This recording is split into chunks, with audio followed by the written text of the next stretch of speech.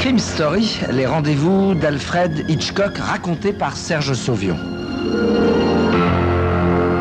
Aujourd'hui, et sous la plume de Nedra Tayeur, l'épisode s'appelle Euthanasie.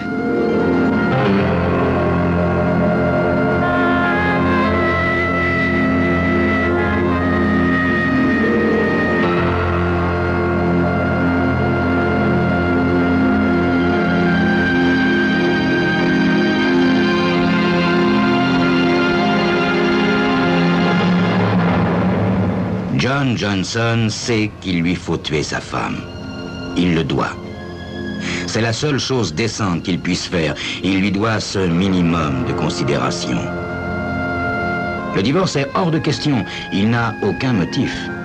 Marie est douce, jolie, agréable, et elle n'a jamais de sa vie regardé un autre homme. Pas une seule fois, dans toute leur vie conjugale, elle ne l'a agacé. Elle est une merveilleuse cuisinière et une excellente joueuse de bridge.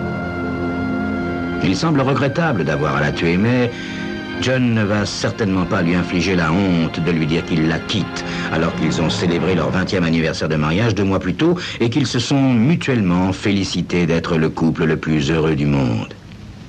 Avec du champagne rosé et devant une douzaine d'amis admiratifs, ils se sont jurés un amour éternel. Ils ont exprimé l'espoir que le destin leur soit clément et qu'il leur permette de mourir ensemble. Après cela, John ne peut pas tout simplement rejeter Marie.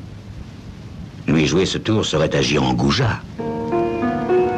Sans lui, Marie ne peut pas vivre. Bien sûr, il lui restera le magasin qui a prospéré depuis qu'elle l'a ouvert, mais elle n'est pas vraiment une femme d'affaires. L'intérêt de Marie, c'est lui, ce n'est pas le magasin. Elle a besoin de quelque chose d'autre que la boutique pour donner un sens à son existence. S'il divorce, elle n'aura personne pour l'emmener au concert et au théâtre. Plus de dîner en ville, sa distraction favorite. Aucun de leurs amis ne l'invitera sans lui. Seule et divorcée, elle sera rejetée dans la catégorie misérable des vieilles filles et des veuves qu'on invite au déjeuner plutôt qu'au dîner. Non. Il ne peut pas la condamner à une telle existence, bien qu'il ait la certitude que, s'il le lui demande, elle lui accordera le divorce. Elle est si conciliante et si accommodante, Marie. Non, il ne l'humiliera pas en la quittant. Elle mérite mieux, beaucoup mieux. Ah, si seulement il n'avait pas rencontré Laetitia pendant ce voyage d'affaires à Lexington. Mais comment regretter un tel miracle? Depuis 6 semaines qu'il connaît Laetitia, il s'est éveillé à la vie. Le quotidien avec Marie est empoisonnant en comparaison. Depuis sa rencontre avec Laetitia, il se sent comme un aveugle auquel la vue aurait été donnée, ou un sourd qui entendrait pour la première fois. Et la merveille, c'est que Laetitia l'aime, qu'elle est impatiente de l'épouser et libre de le faire, elle. Et elle l'attend. Et elle insiste, Laetitia. Chérie, il faut que tu parles à ta femme, insiste Laetitia quand ils se retrouvent à leur hôtel favori de Lexington. Tu dois prendre tes dispositions pour divorcer, tu le dois. Tu dois lui dire ce qu'il en est de nous. La voix de Laetitia est si musicale, si ensorceleuse, que John se sent comme hypnotisé. Mais comment révéler à Marie l'existence de Laetitia, se demande-t-il? Il a beau sans cesse se répéter des phrases dans sa tête, les retourner en tous sens, jamais il ne trouve celle qu'il osera prononcer devant Marie en étant sûr de ne pas la blesser. Juste au moment où il veut proposer à Laetitia de passer au bar, John aperçoit Chet Fleming qui entre dans l'hôtel et traverse le hall pour se diriger vers la réception. Mais que fait donc Chet Fleming à Lexington? Bon, c'est vrai que chacun est libre d'être où bon lui semble, et que le risque humiliant auquel les amants clandestins sont exposés, c'est de pouvoir être découverts n'importe où, n'importe quand. En fait, ils ne sont en sécurité nulle part. En tout cas, Chet Fleming est bien la dernière personne que John souhaite rencontrer, et de loin, celle qui ébruitera le plus efficacement qu'il a vu John en compagnie d'une autre femme.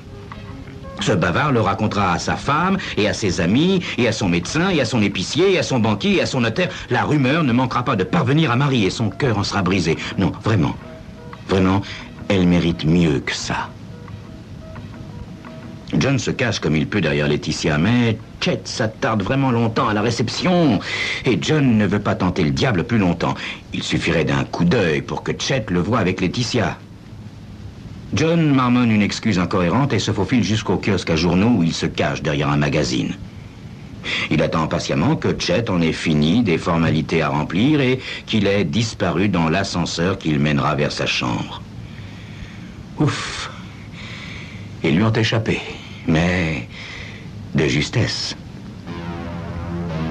John ne veut prendre ni le risque de déplaire à Laetitia, ni celui de rabaisser leur liaison. Il doit faire quelque chose pour la rendre immédiatement définitive. Mais en même temps, il ne veut pas blesser Marie. Ce matin, des milliers de personnes ici aux États-Unis se sont levées qui seront mortes avant le soir. Pourquoi sa chère Marie ne serait-elle pas l'une d'elles? Pourquoi ne pourrait-elle pas mourir sans avoir à être assassinée? Quand John rejoint Laetitia et essaie d'expliquer sa panique, elle est calme, mais sa voix a ce ton péremptoire qui affole tellement John. Chérie, cet incident prouve seulement ce que je t'ai dit tant de fois. Il n'est pas possible que tu attendes plus longtemps pour prévenir ta femme. Nous ne pouvons pas continuer ainsi et tu le sais très bien. Oui, mon amour, tu as raison. Dès que je peux, je parle à Marie. Chérie, c'est tout de suite que tu dois lui parler. Sinon, c'est nous deux que tu mets en péril.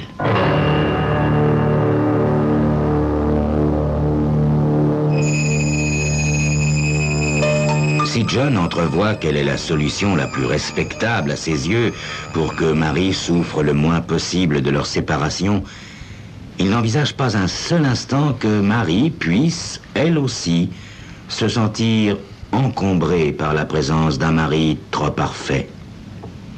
Dans quelques instants, nous serons dans ses confidences.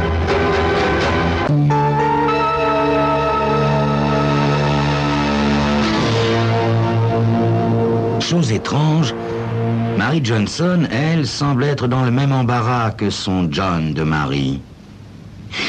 Elle n'avait pourtant aucunement l'intention de tomber amoureuse, d'autant plus qu'elle était persuadée que jamais elle ne rencontrerait un homme plus merveilleux que John.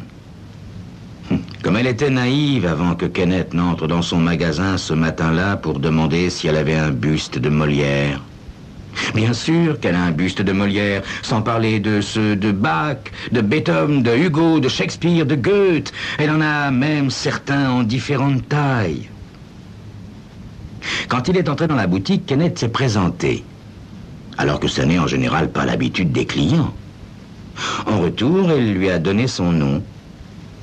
Et ce n'est qu'au bout d'un moment qu'elle a réalisé avoir affaire au décorateur le plus célèbre de la ville. Franchement, dit Kenneth, je ne voudrais pas qu'on me trouve mort avec ce buste de Molière dans les bras. Voilà assurément un objet qui contribuera à enlaidir un peu plus la pièce, mais ma cliente insiste pour l'avoir. Cela vous ennuierait si je regardais ce que vous avez d'autre? Et Marie lui fait visiter toute la boutique. Plus tard, elle essaiera de se rappeler l'instant précis où ils sont tombés amoureux. Toute cette matinée, la première, il l'a passée là, dans le magasin, à fureter.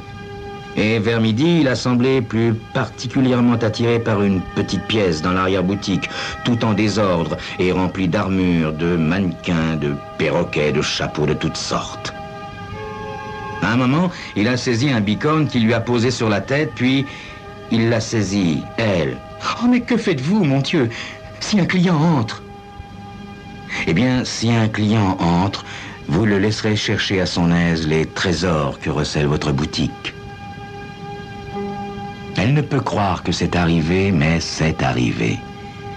Depuis ce jour, au lieu de se sentir seule quand John part en voyage, elle attend presque avec impatience le moment où celui-ci lui annoncera qu'il ne rentrera pas avant le lendemain, en même temps qu'il lui dépose sur le front cet habituel baiser chaste et antiseptique. La petite pièce remplie d'armures, de perroquets, de bustes et de chapeaux est devenue le discret lieu de rendez-vous de Marie et Kenneth. Ils y ont ajouté un canapé, pour la rendre plus hospitalière. Un jour, une voix leur parvient. C'est vrai qu'ils étaient vraiment trop absorbés pour entendre les clochettes tinter quand quelqu'un a poussé la porte. « Madame Johnson, où êtes-vous? Vous pouvez venir, s'il vous plaît ?» Marie sort du noir pour accueillir la cliente. Elle tente d'arranger le désordre de sa coiffure. Elle sait qu'elle est toute barbouillée de rouge à lèvres. La cliente est Madame Bryan, la commère la plus accomplie de la ville. Madame Bryan répondra vite le bruit que Mary Johnson se conduit de façon scandaleuse dans son magasin. Maintenant, John va sûrement apprendre la vérité. Heureusement, Madame Bryan est préoccupée. Elle est en proie à un accès de passion pour le style hollando-pennsylvanien et veut voir les barattes et les coffres de mariage. Encore une chance qu'elle était toquée de son artisanat, dira plus tard Kenneth à Marie, sans qu'il se sente pour autant rassuré. Je t'aime profondément, Marie, et honorablement. J'ai des raisons de penser que tu m'aimes aussi. Je suis néanmoins fatigué de cette situation. Je ne la supporterai pas davantage, entends-tu? Nous devons nous marier. Dis à ton mari que tu veux divorcer. Kenneth continue à parler de divorce comme si un divorce n'était rien du tout. Pas plus difficile à arranger qu'un rendez-vous chez le dentiste. Mais comment peut-elle divorcer d'un homme qui a été aimant, bon et fidèle pendant 20 ans? Oh, si seulement John pouvait mourir. Pourquoi ne pourrait-il pas avoir une crise cardiaque? Tous les jours, des milliers d'hommes meurent d'une crise cardiaque. Pourquoi son cher John ne pourrait-il pas mourir subitement? Ça simplifierait tout. Même la sonnerie du téléphone paraît agressive à Marie quand elle répond. Kenneth, à l'autre bout du fil, est dans tous ses états. Bon Dieu, Marie, cet après-midi a été ridicule, c'était insultant. Je ne me cacherai plus, je ne me dissimulerai plus derrière des portes pendant que tu fouilles tout autour en montrant des barattes à une cliente. Nous devons nous marier au plus vite. Oui, mon chéri, mais sois patient. Marie, je n'ai été que trop patient. Je n'attendrai pas plus longtemps. Elle sait ce qu'il entend par là.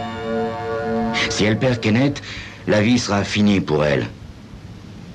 Elle n'a jamais ressenti cela à propos de John. Ce cher John, comment pourrait-elle le rejeter? Il est en pleine force de l'âge. Au bas mot, il peut encore vivre plusieurs dizaines d'années. Toute son existence est centrée sur elle. Il ne vit que pour lui donner du bonheur. Ils n'ont que des amis mariés. Si elle le quitte, John sera condamné à une vie de solitude. Une seule conclusion est possible. Elle doit penser à une solution douce, rapide, efficace et propre de se débarrasser de John. Et vite. John n'a jamais vu Marie plus jolie que ce soir-là quand il rentre de voyage. Pendant un quart de seconde, il ne désire rien d'autre que vivre avec elle. Puis, il pense à Laetitia et cette pensée le convainc que rien de ce qui les réunira ne peut être criminel. Il doit accomplir ce qu'il a décidé. Il doit tuer Marie d'une manière aussi élégante que possible, et ce soir même.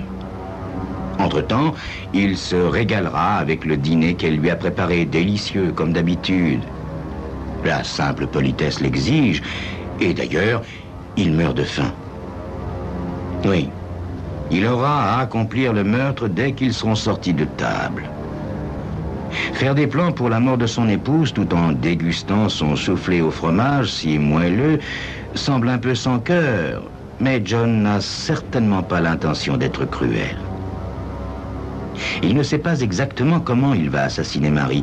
Peut-être qu'en réussissant à l'entraîner dans la boutique, il pourra arranger quelque chose là-bas au fond, là où sont regroupés des bustes. Marie lui sourit et lui tend une tasse de café. J'ai pensé qu'après un si long voyage, tu aurais besoin d'une bonne tasse de café, chérie. Oui, en effet, j'en ai grand besoin, merci mon trésor. Tu es vraiment la plus attentionnée des épouses. Juste au moment où John va porter la tasse à ses lèvres, il regarde Marie de l'autre côté de la table. Elle a une expression bizarre. Et cela le surprend. Oh, c'est sans doute parce qu'ils ont été tellement proche durant toutes ces années qu'elle pressent que quelque chose va changer. Elle doit savoir ce qu'il projette. Puis, elle sourit du sourire radieux qu'elle lui a toujours adressé depuis leur lune de miel. Bien. Tout va bien. Oh, mon chéri, dit-elle. Excuse-moi un instant, je viens de me rappeler qu'il faut absolument que je téléphone à un client, mais son numéro est resté au magasin. À tout de suite. Bois ton café avant qu'il ne soit froid. Elle sort rapidement de la salle à manger, traverse le hall et entre dans le magasin. Mais, contrairement à ce qu'elle lui a dit, elle ne revient pas aussitôt. Au bout d'un moment, John décide d'aller rejoindre Marie au milieu de son Capharnaüm. Elle ne l'entend pas entrer. Il la trouve au milieu de la pièce, assise sur un sofa empire. Derrière elle, il y a une armoire sur laquelle sont juchés quelques bustes massifs posés sur leur socle. Grand Dieu, c'est bien ce qu'il a supposé. Elle a lu dans ses pensées. Ses épaules se soulèvent, elle sanglote.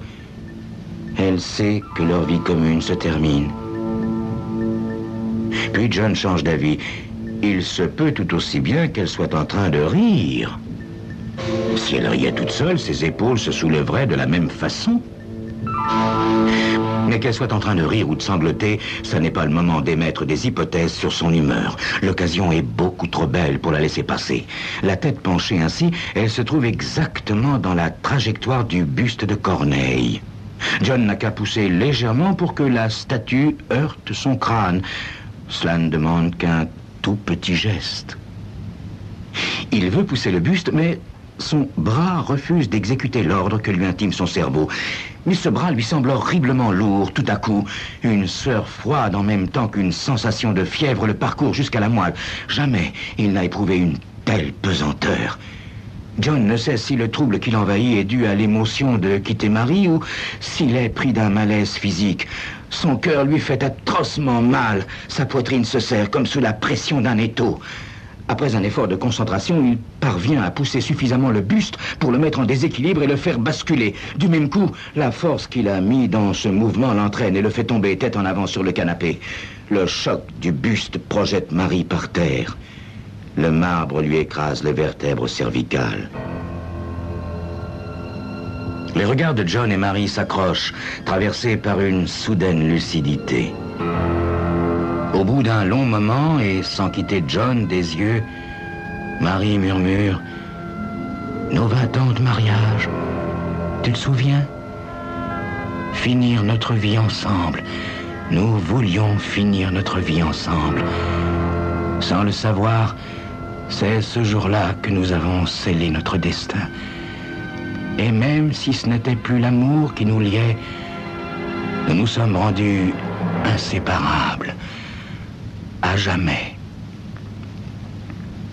Les derniers mots de Marie s'éteignent alors qu'elle sent la main froide de John se poser sur la sienne.